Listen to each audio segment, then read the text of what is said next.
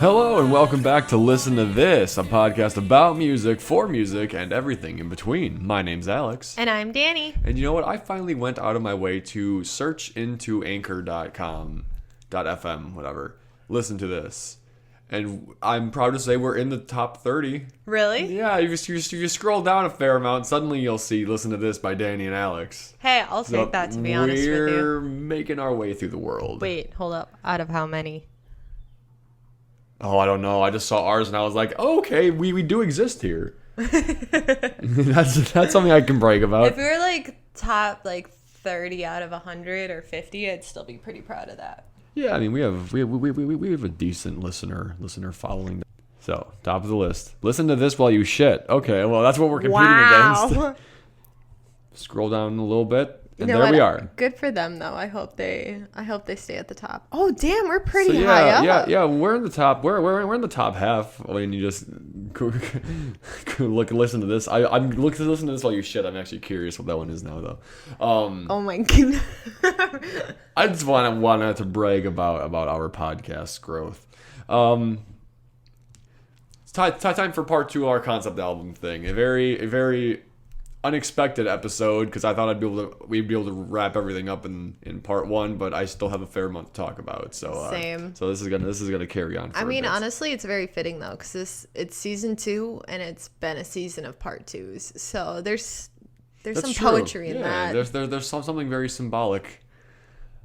And also not planned. I swear. If you think it was planned, thank you, but we don't have that much foresight. The tears that are escaping my eyes from the beauty of this could not be planned. So I assure you that all these episodes are pretty genuine. But all that aside, Dani, what have you been listening to lately? No More Friends by Olivia O'Brien featuring Ollie Sykes, because of course anything that has to do with Bring Me the Horizon or Oliver, I'm sign me up. And then Billie Eilish came out with Lost Cause a little bit ago, and then released the music video. And I love the music video. It's just regular slumber party, or what I imagine people think girls' slumber parties are like. Like Ash Nico, yeah. Yeah, not like that, no.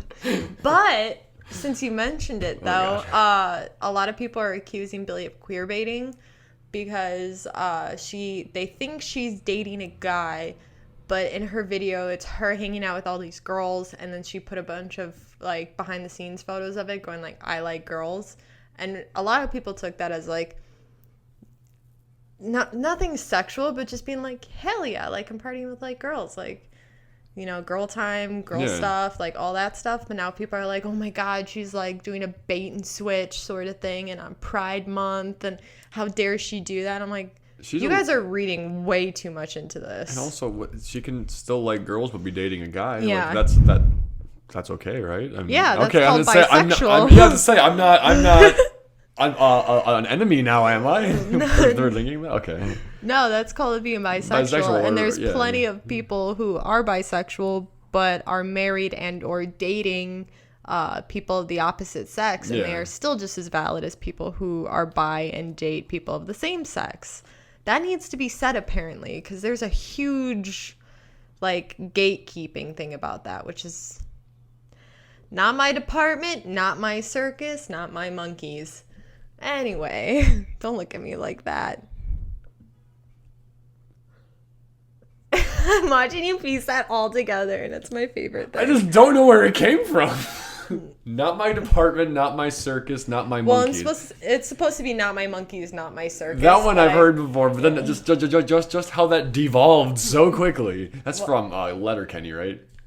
I think so. I'm not sure, to be honest. My boss at work says it every probably at least once a week, kind of thing. So I'm relatively familiar with it. But. Yeah. I love Letterkenny. I'm so happy you brought that up. But also, too, I've literally so there is a new Netflix anime that got released called Trece, and have you seen it? Nope.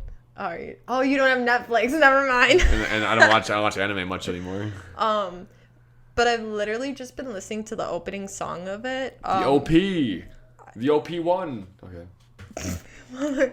Anyway, anyhoodle, moving on. Anyhoodle. I've literally just been listening because there's something just so mesmerizing by it. So I just, like, if you're interested, I can't tell you who actually put it together, but you can just, like, Google or YouTube, like, Trece opening song, and it's just so mesmerizing. I love it so much. Like, what would it be mesmerizing though? Is it like hauntingly beautiful, or is it upbeat and just like entrancing, or? So the whole anime is based in the Philippines, and it's based off Filipino lore.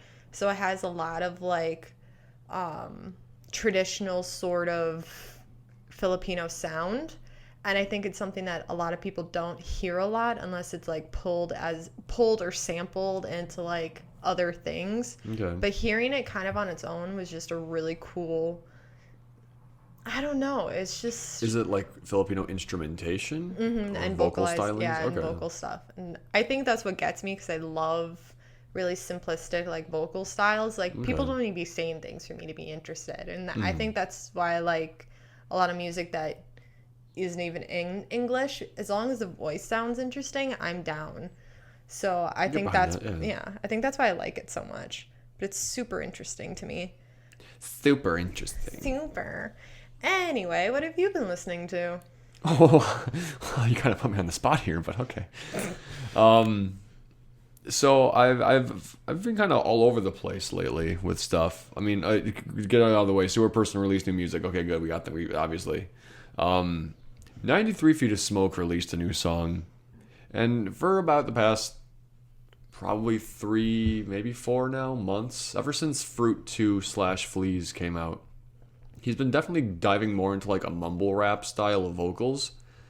And this song he released is called Bloody Mary, then in parentheses, and like, part of me wants to be like, yeah, it's cool, whatever, but I still kind of cringe because in parentheses it says sheesh, and that's one of the vocals in the song, one of the lines, and it's I don't know if I can fully get behind it. The song is decent. It's not the best, it's not the worst. He's done better, he's done worse, but it was I just the fact that he incorporated a meme into his song, I don't know. It makes me squirm. It makes me squirm a little bit. That being said, it's actually by his standards, it's a pretty decent music video. I know I've said that he does not do good music videos at all. Is he the one that's like all over the place? Yeah. Even when his vocals are like kind of drinking, he's just being all wonky or whatever. Now, admittedly, the specific music video that I called out in that episode, Fruit 2/Fleas, actually, I actually, after watching the music video a couple times, I can actually get more behind with the plot of it, if you want to call it that, because I thought it was exclusively about a relationship thing, but the idea, I think that bitch too clean, if you ask me. It could also refer to, like, you know, he's in office clothes and there's some dead body, the guy also in office clothes. It could be a professional thing as well, like this guy, I don't trust him, he's gonna stab me in the back professionally or whatever, so I mean, kill him, I guess, whatever. I'm just saying, I could see how it works now. I'm gonna rescind that statement, but I'm not gonna take back that his music videos are usually kind of subpar. Anyway, there is I believe she's German, a German kind of SoundCloud pop girl, Bulow, Bulow, but the U has an umlaut on it. Mm-hmm. Her song Revolver is really, really catchy and fun. It kind of sounds like an indie pop song, but like fast tempo, so I like it a lot. I didn't realize this until recently, but I didn't have Metro Station's Shake It in my library. How have you gotten by for I don't know. long? Hi, Alex Tarantino. Clearly, I'm new to life. Oh my god. Crazy. But the actual. Yeah, I'm not gonna talk about Sewer Person. Actual new stuff that's exciting and really cool. Chunk No Captain Chunk has been back for a little bit now. Mm-hmm. They released Bitter a few weeks ago. Then just not too long ago, they released Gone Are the Good Days, which is also the name of the album that will be coming out in July, late June. I don't know, late June or July. Very, very soon, basically. And I'm very excited about it because I like Chunk's style of Bert doing his vocals. Because while he does like screaming, it seems like he prioritizes the clean vocals and then just does the scream to do a change in the song, change of pace, or to like emphasize something, or in the background track. And I think that works very well with their, generally speaking, pop punk rock instrumentation. Now, every single album will have a heavier song on it. That's all about the breakdowns and thrashing. But for the most part, I'm very optimistic about this new album, especially since it's been 4 years or 6 years. It's been a hot minute. I was still at the Bartlett House, so maybe even 6 or 7 years now at this point. Oh, the Bartlett House. And then Angels and Airwaves released their new single, Restless Souls, just a couple days ago, and they announced their album release date. They announced American and European tour dates. Ooh. Fortunately, they're not coming to Milwaukee or Chicago, but I'm considering going to Minneapolis. Oh, God. Well, because the two closest ones are Minneapolis or Detroit. And it's like, I don't know. We'll see. I probably won't, but I'm not going to write it off completely.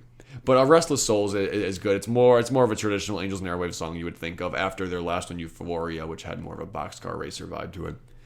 Also, just one tiny shout out to Bandana Bloom. His song, all one word, Glade song, like Everglade, or I guess the air freshener Glade. Yeah, when you said that, unfortunately, I didn't think of the Everglades. I was thinking of like Glade air fresheners. Glade song with Black Winter Wells and My Girl 8485. That one, that's actually an incredible song. Like, his girl ate what? Anyway. Oh, come on, you're just mad because you didn't think of it. Next week's gonna be a solo episode. But like, so he does just the kind of traditional, like, I'm honestly low key chill vibe rap vocals, like, hey, I'm rapping about my day and I'm just blah da da da da kind of flow. Then Black Winter Wells does the chori, the hooks of the song, and they're his usual heavily produced stuff. But then 8485 comes in, and there's obviously still some work on her voice, but it's the most natural and least amount of production put into her voice I've ever heard her sing, and it's really good. Her part's really good in the song, so definitely go check that out. That song makes me happy. That song makes me aw. Yeah. I'm excited because Palais Royale is putting out tour dates for Europe. Yeah. And they announced the end of the Bastards era, which was the whole theme behind their sophomore album. And I'm so excited. I hope that means they're putting out new music soon. I would assume that means within the next year. Yeah. Yeah. And then also, have you heard of the show Dave? Yeah, a Lil Dicky show. Yeah, that's coming back, I think, tonight. So it'll be on Hulu, like, by the end of the week. And I can't wait. I love that show. Was the first season good? It was surprisingly good. It was very, like... How do I explain? It wasn't, like, dry humor or anything. It was really real humor. But they tackled a lot of, like, really real, like, everyday topics. Okay. To a point that I wasn't expecting. So then when I was watching it, I was just like... I'm actually engrossed in this. Yeah. Is it purely fictional, or is it supposed to be like semi-autobiographical? I think most of it is fictional, but they do kind of have like elements of it for like real life, because a lot of it is and if it is a lot of truth, then like Lil Dicky's being like real honest about all the shit that he does. And because the beginning of the first season was him trying to get into the whole music industry, and at the end of it he kind of is, but he like points out that his ego is just getting bigger and bigger, and it's making him a huge dick to everybody, and he like points it out. He's supposed to be a Lil Dicky. Oh my god, and you were mad at me for the other one. But yeah, it's funny when I say it. Go on. But yeah, no, it's a really good season and a really good like series, so yeah. I'm excited to see what they do with season 2. On that topic of music-based shows, though, and show in air quote because this is on YouTube kind of thing, it's a YouTube original or whatever. Cimarelli actually has one coming out soon. It started off as a TikTok trend where like 3 of the sisters would all be mouthing the same words, and one of them is singing, and you have to try to guess like how well do you know the girls? Can you guess one's actually singing? The first time they did it, I remember it was Lauren, Catherine, and Christina singing in it, but it was actually Lisa off screen, so a lot of people figured out it was her voice, because it's like, this doesn't match any of the girls, but they're taking that actually became kind of like a popular thing, to the point where it's blown up, and now they're making a show out of it. And like they're changing the rules a bit, like all 5 girls are gonna perform, but only one of the microphones will actually be picked up, and it's gonna be pitch shifted a little bit, so it isn't just figuring out the voice, it's figuring out a vocal styling and being like, is it that one? Is it that one? and they aren't going to reveal the results till the end of the season. That way you can't be like, well, Lisa already did one, Amy already did one, Christina already did one. Oh, it's got to be Lauren then, or Catherine kind of thing. And they're going to save it all till the end. I don't see it going more than one season, but I think it's a fun idea. Yeah, that's kind of cool. And it showcases their talent, too. Mm-hmm. They chose a very interesting time, though, just because...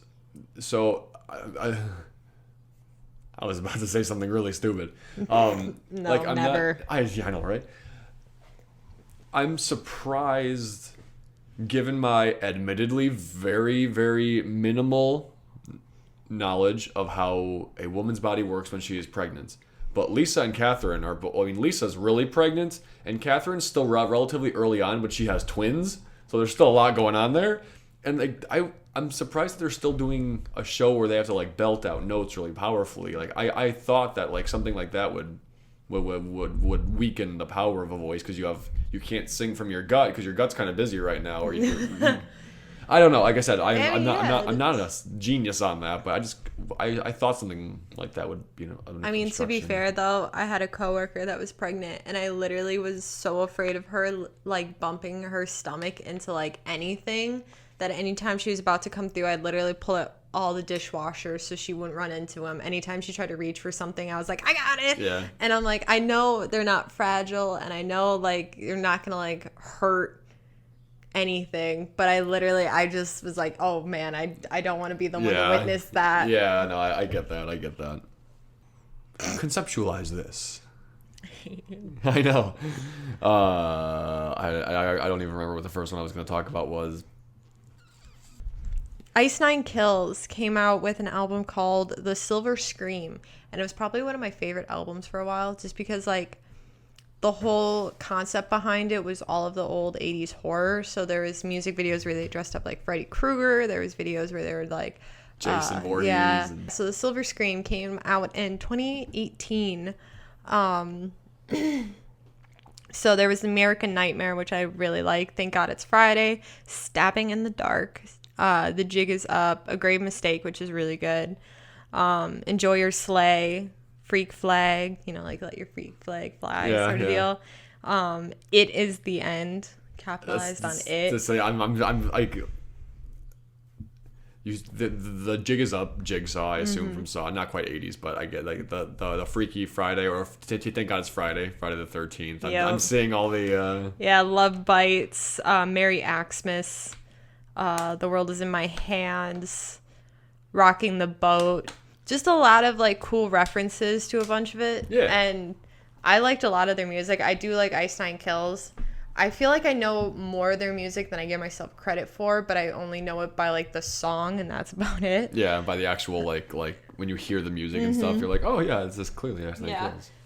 But they had a lot of fun with it on social media too, because a lot of their merch and a lot of their like promos for it and stuff were all like them dressed up as like the different characters. Yeah. So it was a really cool, fun concept for them to come out with. And for as much as it's been overdone in different genres and different mediums, I think they did a really fun job of just kind of like actually paying it a good tribute. Yeah. Yeah. It wasn't just a campy cash and wink wink. It was definitely campy, but in a good way. Like, the 80s it was recapturing the camp that there was. Okay, that's good. I like that. I'm also just going to apologize early on. I might repeat things from last episode. I'm pretty sure yeah, I know, crazy.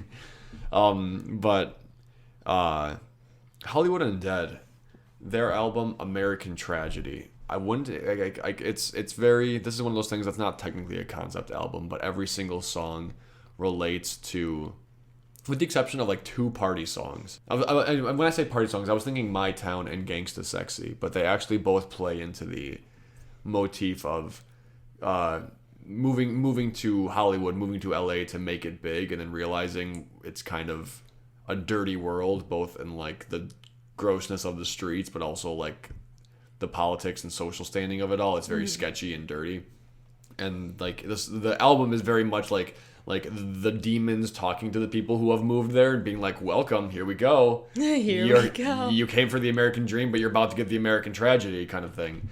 That's interesting. Think, I mean, like I said, there's no solid thing that connects every single song, but I just feel like that theme is prevalent throughout every single song. Yeah. That's interesting, kind of coming from Hollywood Undead, because I always know them to be the more comedic sort of, like party rap, high school sort of scene. So it's kind of cool to. When it came to their first album, Swan Songs, the MySpace days, that's very much what they were. But they were like hintings, like you could kind of tell they wanted to be a little bit more serious songwriters with songs like City and The Diary and stuff like that. But then you get Everywhere I Go and you get Number 5 and stuff like that. Yeah.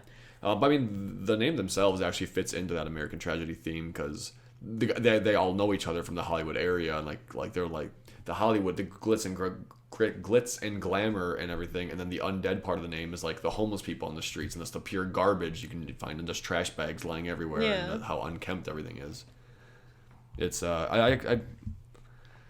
it's a bit high school edgy for me, but I still like the poeticness of the name itself. Yeah. One that I was going to mention last time, but then I didn't have the chance. Pulling it back to 2012 when the world was supposed to end. Yeah. It was the Black Veil Brides album, Wretched and Divine, The Story of the Wild Ones. Okay, I know. I didn't say anything. I know. I didn't say anything. Speaking of like campy high school. But like I think that was a really well-rounded album. As much as like people were really mad at them at this time because they were accusing them of selling out and changing their sound to be more mainstream and to actually kind of fit outside of the genre that a lot of people had placed them in. Like this was a really good kind of step out for them.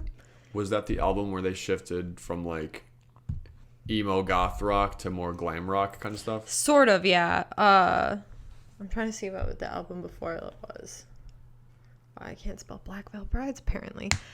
Yeah, so we had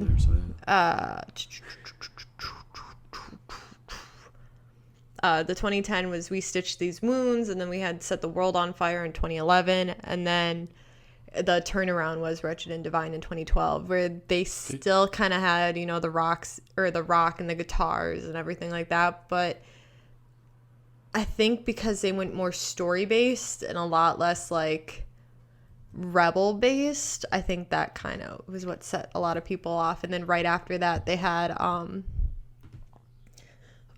Black Veil Bride's titled album in 2014, and then The Veil, and by then people were just like, okay, what's going on?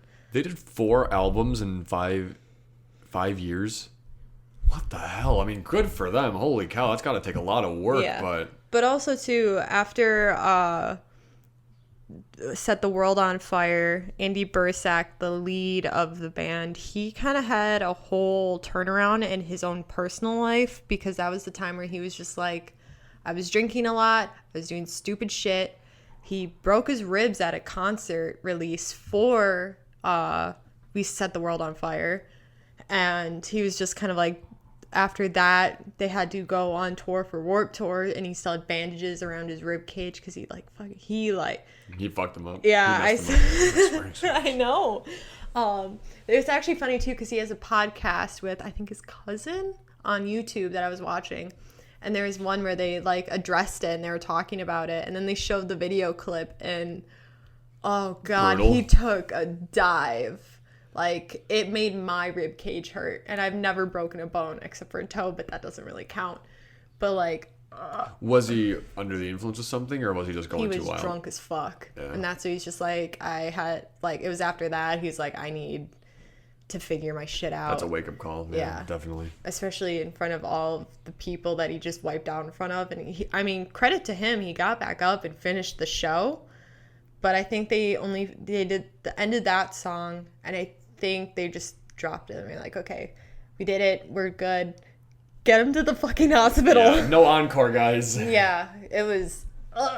Oh, he like landed on his ribs under the corner of the. Oh god. It was like he ragdolled on it. It I don't even like the description. So he's like, after that, they started just trying to like focus more on personal health and doing the music that they enjoyed, and then that's where the Wretched and Divine came from. That was a really long tangent on and like not the album, but the whole thing plays out very much like a movie. And I think they did release all of their music videos for it as movie platform, really? Which is super cool. Like, yeah. If you look it up on YouTube, I think it pretty much plays back to back, and it tells the story of like pretty much outcasts and the idea that fitting it, like everybody tries to get you to fit into what they consider mainstream because that's what's safe and that's what's comfortable, and they have their own villain in it. Like, it was different for them because even though a lot of their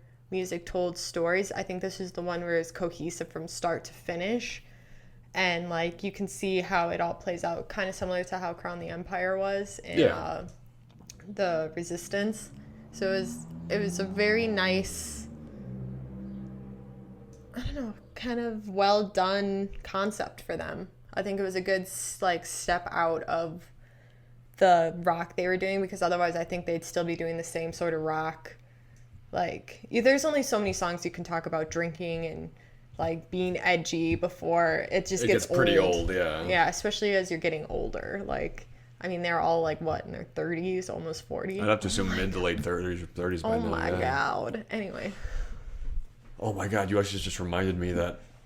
So I've mentioned many times how Zebrahead was one of my favorite bands growing up, whatever, and they had a lead singer who left around 2004. Then they got a new one, Maddie, and then their style kind of changed because they were very much like an MTV band up until that point. Then when Maddie joined, they just became punk rock, pop punkish. And then actually just like a couple weeks ago, Maddie announced he was leaving because he was focusing on his solo country project, which was interesting because it's one of those things where you wouldn't really think of that kind of transition. I mean, Darius Rucker did it, I guess, but Maddie, I guess, grew up in Missouri and he was always surrounded by country music, so he always had an affinity for it, but his voice was always pushed more towards just rock music. Yeah. But now he's comfortable enough in his life where he can do what he wants. And then Zebrahead released a sneak peek trailer just saying we're going to talk about what's next for the band, and then it showed all the 4 remaining members, and it just showed it was panning up for a 5th member. But it didn't show who the face was, and I was like, who's the new lead singer? Who's the new co-lead singer? Trippy as hell. That's going to be interesting. Yeah, I'm actually stoked for that. One thing that we probably should have talked about in the What Have You Been Listening To section, but still applies to the concept album, Bo Burnham, Inside. Oh my god, I just saw that. Oh my, can we go and give him a hug? Please? I think he would hate that. Fine, like, he doesn't like people being around him. That's fair, but like, can we just, I don't know, I just want to give him a hug. I like Bo Burnham a lot. I wasn't like too avid of a watcher. He's one of the OG YouTubers. Mm-hmm. I wasn't too much of a watcher. I watched some songs here and there. The first real performance I saw of his was back in like 2008. I want to say maybe it was 2010, but I think it was 8 when they did YouTube Live. And he said he performed a song he wrote called "Welcome to YouTube," and then I've previously mentioned his song "Can't Handle This" from his prior to Inside last comedy special and stuff. Anyways, Inside is I guess you just have to call it a special because it isn't just comedy, and it's not, but it's all about music, I guess. It was written, performed, directed, edited, produced all by Bo Burnham in his apartment during quarantine, because he even like addresses this in some of his songs. He had fully intended on, after 4 years of being out of the limelight and making like the movie 8th Grade and stuff, he was like, I want to go out and perform again. And he was getting like over, because he has very severe anxiety. He was getting over some of that, like his desire to be out there and doing something was winning out. And then like right as he was about to start doing stuff, the quarantine hit, and it just took a toll on him mentally. So not only are there like cool songs and funny songs, there's also like an outlet for all the stress and anxiety he's been dealing with. But a lot of the songs are relatively popular on TikTok, like White Woman Instagram content. Yeah. But I really like his songs like All Eyes on Me. Welcome to the Internet's pretty good as well. It's just a comedian. So no comedian makes everybody happy. Everybody will always have a problem with something they've said or done. Or like, do you remember that one skit you did 8 years ago? I can't believe you would do this. And even when they go, yeah, that's kind of awful of me to say or do that kind of thing, it's still like irredeemable. There is a cancel Bo Burnham force out there. Like there are people who still, and then people are saying he's very hypocritical because when he was 20, he was very vocal. He's like, I'm not gonna, I don't want to make songs that talk about my beliefs or my stances, because who cares about what some 20-year-old who is just now experiencing the world thinks about certain things. But now as a 30-year-old, he's inside, he's talking about things and like issues he has with some things. Like he has the whole song about what against capitalism or something like that. And everyone's like, wow, I guess he's quite a hypocrite. I'm like, no, he grew up in 10 years. I'm like, well, whether you agree or disagree, doesn't matter. It's like he's figuring himself out as a person and what he thinks is right by his own personal beliefs. If you're the same person at age 20 that you were when you were 10, you have a problem and you should probably see a therapist, because that's an issue. The idea of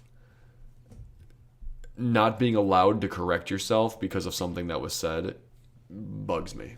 Agreed. At the same time, though, I think there's also that others. This isn't music related. I shouldn't be talking about this. No, I mean, but it does relate too with a lot of his songs that he had in there, because there was a lot where he talked about his mental health, and he talked about just kind of the pull the internet has and like the toxicity of it all, and like the toxicity. But like it's just a very interesting thing too, because you always saw, like, or at least I did, I always saw him as like the really sarcastic, sort of witty but yet cheerful sort of person. So to see someone who went from that to their content is more real but a little more emotionally grappling, like it kind of like threw me for a little, like I just wanted to cry by the end of it. I was just like, this poor dude. But a lot of people are going through what he's going through or went through, and like I just want to go give him a hug. Yeah. No, actually, so the song that I mentioned before, Can't Handle This, there's a line in it that it's actually, like I mentioned, it's like a 7-minute long bit. It's the very end too, like it ends with him saying goodnight. But the first 5 minutes are silly hot, and the last 2 minutes he gets incredibly serious out of nowhere, and he has the line that, like, I think like really lets you know that this isn't a build up to a bit. He's talking seriously right now. He has a line where he says, talking about the audience coming and seeing his show, he goes, come and watch the skinny kid with a steadily declining mental health and laugh as he attempts to give you what he cannot give himself. Yeah. Kind of thing. It's like, what the fuck? Wait, Bo, are you...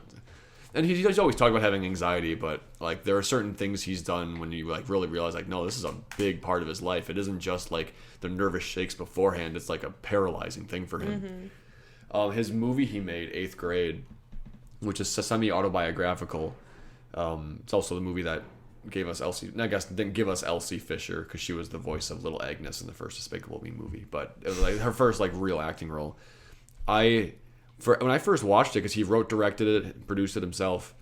When I first watched it, I didn't think it was all that great, because I'm like, okay, it's just kind of like a coming of age slice of life thing.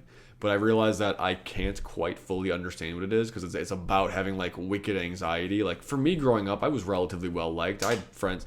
I like to think I had many friends, kind of thing. I'm not sure what their thoughts were on the matter, but like for me, going and meeting somebody, talking to someone, or going to someone's house for a party was never a big deal. But for someone who wasn't as outgoing as me, like I can only imagine the things that Kayla in the movie was going through. Like yeah. I have to admit that it's not a bad movie. I just can't relate to it, kind of thing. I know I've talked briefly about this in the past, but his album Big Day, his first LP he ever released, was all about the theme of his wedding day. Yeah. I haven't listened to everything. I've only listened to maybe like 2/3 of the songs, but all of them, they have different vibes. You have the really happy, upbeat, I'm in love, I'm getting married to my best friend kind of thing, and then they have the more chill ones like, we're still gonna have fights, there's still gonna be hard days and whatever, but she doesn't have to like worry about me cheating on her kind of thing. Like I don't want any side girls or whatever. And stuff like that. And I think it's a very... Obviously, I'm biased because weddings are just, for me at least, they're always a very happy occasion. So just a whole album about that, it's like, yeah, I like all this stuff. I'm going to pass it on to you then. Oh, gosh. Okay. Did we ever talk about the Black Parade? I don't know. Go on. We did not. But I'm kind of like still staying on the rock portion of this. In this moment, they released an album called Ritual. And I really do like it. They do a really good job of being very theatrical on stage and being like keeping to a theme or a concept. And in each one, they're sort of related, but kind of different. But in this one, it's very, like, dark and witchy, which is, I know, two, like, super buzzwordy things, but, like, there's no other way to really describe it because it talks a lot about trying to find faith, but reaching out, but not knowing who's going to reach back. Like, is it going to be God or is it going to be the devil? Kind of like the left hand or the right hand sort of idea. Because you have, like, Oh Lord, where it's just her kind of, like, praying and being like, come on, are you going to come and help me? Like, I need your help. Mm-hmm. But it's so dark and so slow that you're just like, this kind of feels a little off, almost. And then Black Wedding, a play on White Wedding. I love that one. Joan of Arc, River of Fire, pretty sure is a reference to a mythos about hell, Witching Hour, Twin Flames, Half God, Half Devil, which I love that one so much. And Roots. And then there's a few other ones, but Roots is a really good one too because it's kind of like you stop reaching out to some other being to help you and you instead take the power to, like, help yourself. Hell yeah. I get behind that. Yeah. No matter what damage was caused to you, like, put your roots down harder and stronger and just build yourself back up. I like that. And yeah, I really do like that a lot. And I think too, their stage presence with it, like, she always comes out with, like, the, like, kind of a longer white dress on and, like, a little, like, white kind of mesh veil. Okay. But, like, her dancers are all, like, dark and they got the creepy masks on and the blacks paint and everything, and it's so cool. I really like the way they do things. I think they do a really well-rounded aesthetic from their music to their stage presence to their promo and merch. Nice. So one last thing, and then I know you want to go off on something. So yeah, and I've already talked to you about this. Then like with like you and Mallory in the car or something like that. Yeah. Like, so it won't be too much of a surprise for you. But I want to like deep dive into this. So you do your thing. Man, now I'm excited. Okay, so the last thing I wanted to talk about was Coheed and Cambria. I think I pronounced it right. Okay, cool. I just wouldn't have expected you to talk about a band like that. Surprise! More specifically, though, Dark Sentencer. Ty was actually the one who got me into them, or at least showed me to them. And, like, their music videos are hilarious just because, like, the quality is... They do a lot with the little quality that they have, at least.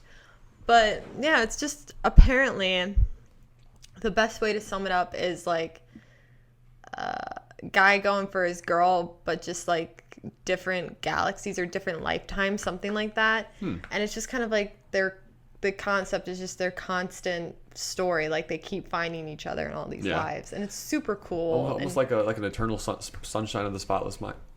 Eternal Sunshine of the Spotless Mind kind of thing going on there. Is that a reference to something? The movie Eternal Sunshine of the Spotless Mind. But yes, then yeah. Okay. Very much like that. And it's just, I like their songs too. I like their sound. And also too, what I saw of the band in one of their videos, or I think it was like... Claudio has great hair. He does. Holy shit, though. He's got a mane. Yeah. But yeah, I don't know. I definitely, they're like at the top of my list, but they're like one of the last bands I talked about. But I think they're great, and I think they do a really good job at keeping with that concept throughout a lot of their music because they're really good at storytelling. And I think that shows, especially in this album, Dark Sentencer, and like, and just in their sound. It's just really well done. Well, I'm not the most savvy on them. From what I understand, from what I hear, they're also all pretty decent guys too. Yeah. So it's always nice when like just nice people are doing cool shit. Yeah, for real though. Yeah. All right, what's your drum roll? I gotta crack all these bones here.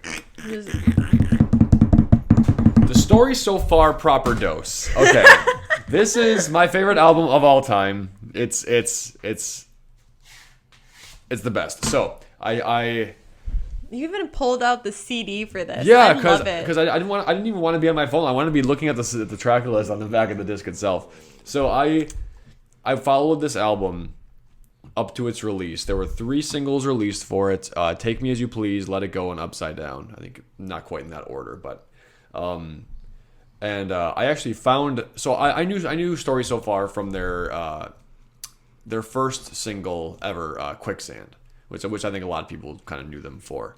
But then I was, I'm going to make this a longer story than it needs to be. I was watching one of Lisa Cimarelli's Instagram stories, and she had the song Take Me As You Please as a backing track on like some beach scene she was doing or whatever. And I'm like, Story So Far, I haven't heard that name in a while. Cool. And I looked up the song. Take Me As You Please is a quieter acoustic song. A very, very, very sweet song. I'm like, I like this though. So like, oh hey, they have a new album coming out. They have these other albums, but whatever. I'll just focus on one of the songs I'm listening to right now. Let It Go, Upside Down. Yeah, they're pretty decent. Let It Go, I loved. Upside Down, I was kind of whatever at the beginning. Then the album came out. I didn't get it till like a few days after it was released. So just digitally downloaded it or whatever. And I began listening to it, and I'm like, yeah, these are all pretty good. Then I listened to it again, and I'm like, these are some good ass songs. And I listened to it again. These are fucking amazing songs. Let's do it again. Oh my god, this is probably the best album I've ever heard, kind of thing. Now, Story So Far was very much known for I think I'm going to be coining a term here, like the skater branch of pop punk, like the fast-paced instrumentation, upbeats. Carter, this is embarrassing. Parker is basically, while he does have different notes and different tones, he's basically yelling all of his vocals, not screaming, but like just yelling, singing very loudly. Yeah. And that's what they did for their first two albums. Their third album, they began hinting at some other vocal stylings, then they had an acoustic EP, then there was a break. At least Parker, there's some of the other band members still dressed the same, but Parker went from doing the graphic tees of other bands, backwards hats, and like baggy ass jeans, and he began wearing like, not a suit coat, but just like a big like overcoat aesthetic. He wasn't running around stage anymore. He was kind of standing at the mic singing and like looking at the audience, trying to really connect them as he's singing these vocals to him.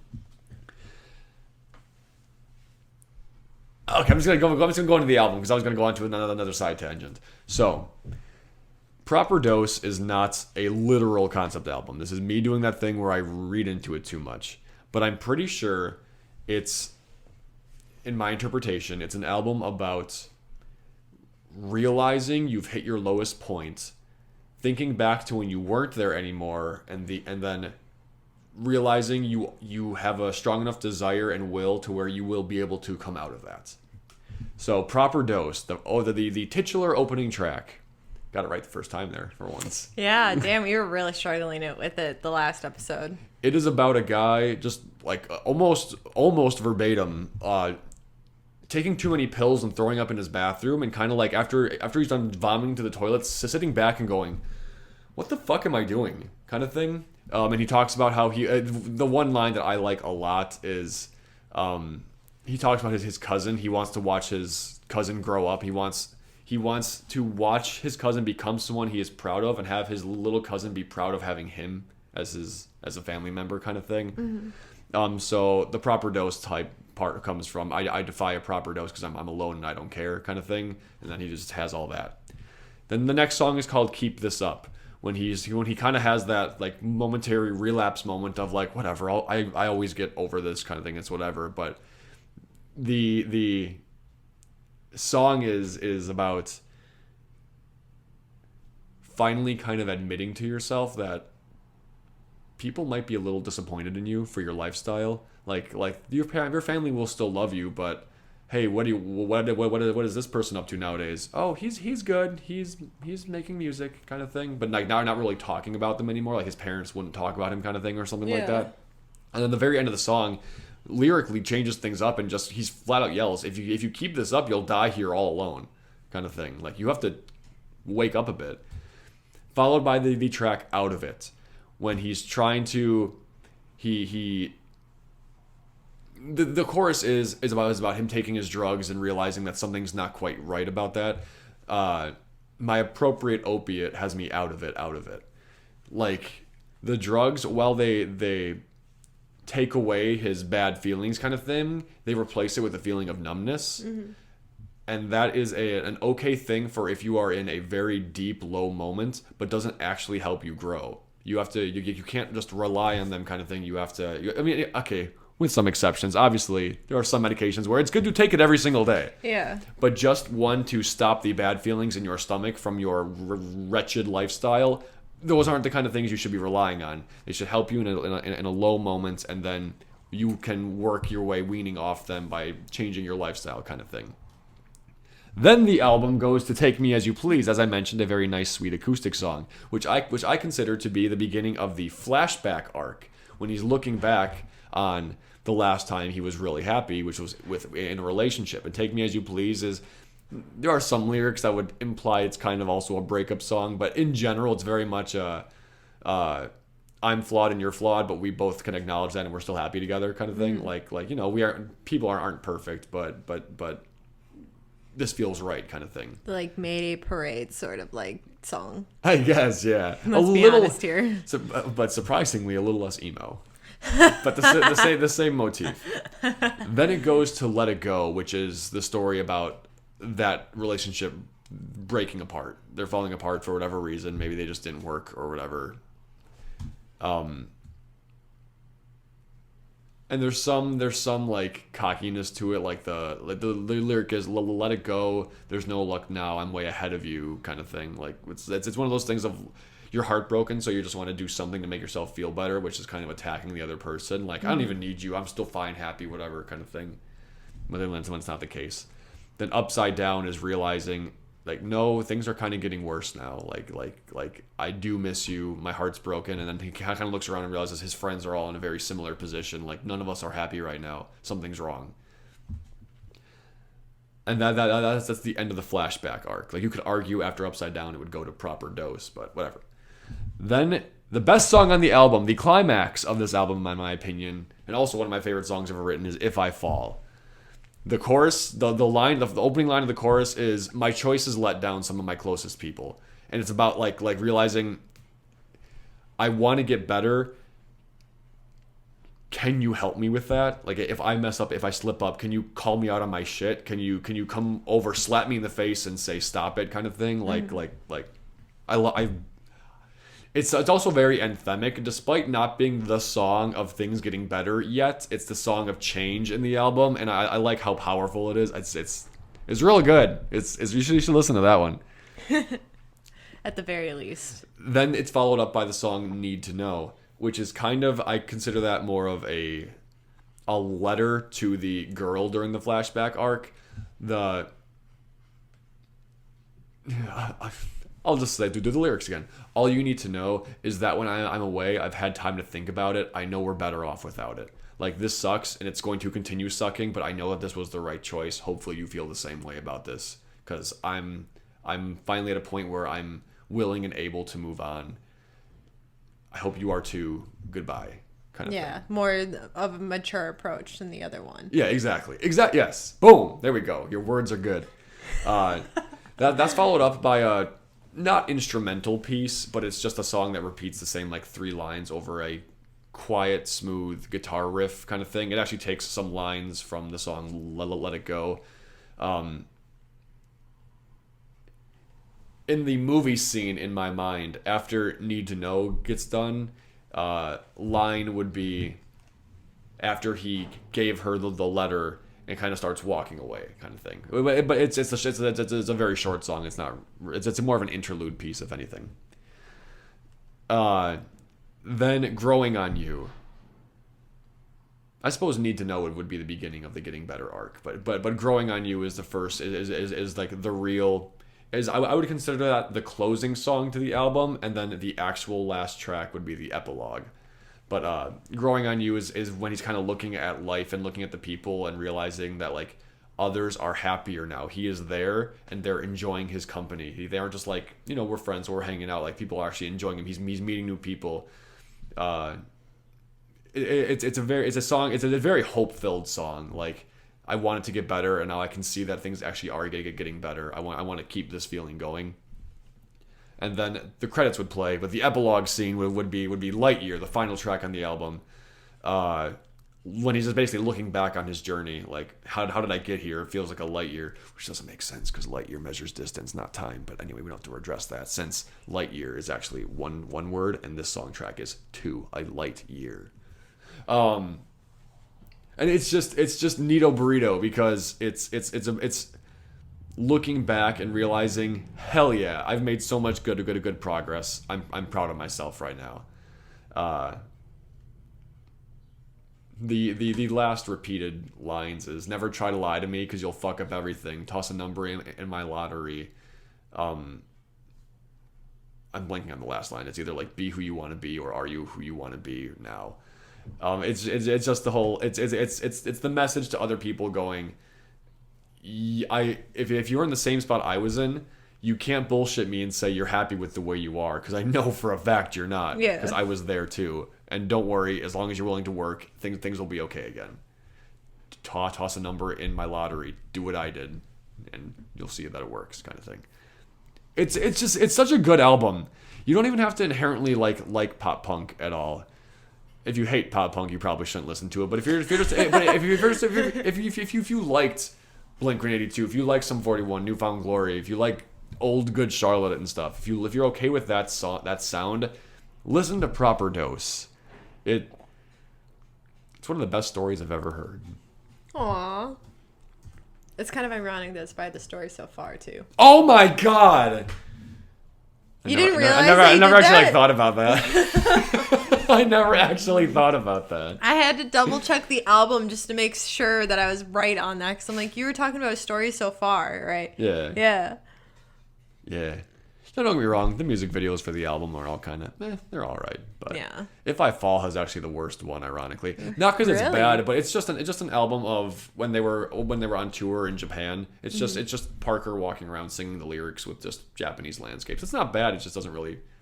It's just a performance piece, I guess, kind of, as opposed to part of a story. And I'm like, but that's the song that has the best part of the story. Ironically, though, that reminded me of a performance music video by Bring Me the Horizon for Avalanche. And oddly enough, it does kind of fit, though. Yeah? Like, this is totally off topic and off tangent, but Avalanche is like the song that Ollie Sykes was like, hey, I'm not feeling good. Something's wrong with me. Like, I think, like, I have depression or something. Like, can someone, like, figure it out for me or help me figure it out? Like, I don't fit where I should, sort of deal. Mm-hmm. And I love it. It's such a great song. But then it shows them, like, singing to all these people. And there's a shot where they're actually at the rave. It's one of my favorite shots, too. And nice. Then I realized it was the rave. But it was Ollie Sykes, like, standing over the crowd. Like, he's off stage. He's on the barrier. Yeah. He's standing off the crowd singing one of the lyrics, and the crowd's all leaning in, and even people on the balconies are like leaning in, and it's kind of like that. Both of it's an open space shouldn't feel so crowded, but it does because everybody's leaning towards him, and it's kind of like that moment of like when you're stuck in your head. Yeah, it's like his mental space there. Yeah, there all these thoughts just like crammed forward, and you just can't figure out what will help and what won't, sort of deal. Damn. No, I like that. Yeah, even though even as a performance piece, they can still get the point of the song across, even if unintentional. I don't know. Yeah. I'm very happy to have finally gotten, because I know I've talked about Proper Dose a bunch of times before. I'm very happy to get the entire story out now. Okay. Well, thank you all. Oh wait, so did you have anything else to talk about? No, that was it. Cool. Well, thank you all so much for listening. Next episode is the season 2 finale. Woot woot! You've made it that far. You should probably get some hobbies.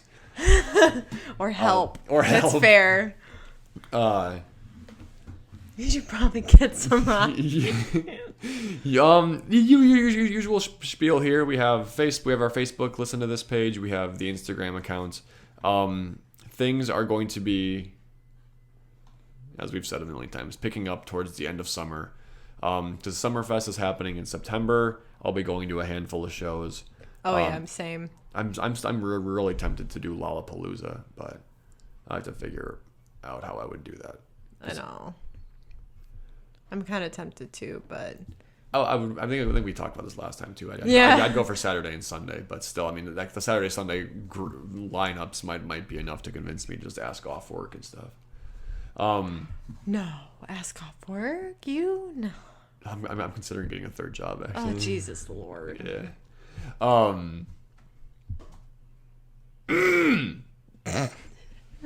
Anyway, yeah. Also, there are a few local shows that are going to be happening too. Feature like both from Will Frang and the Goodland Gang, Optics, and some other things happening around the Midwest. So I will definitely try to keep you posted on Facebook.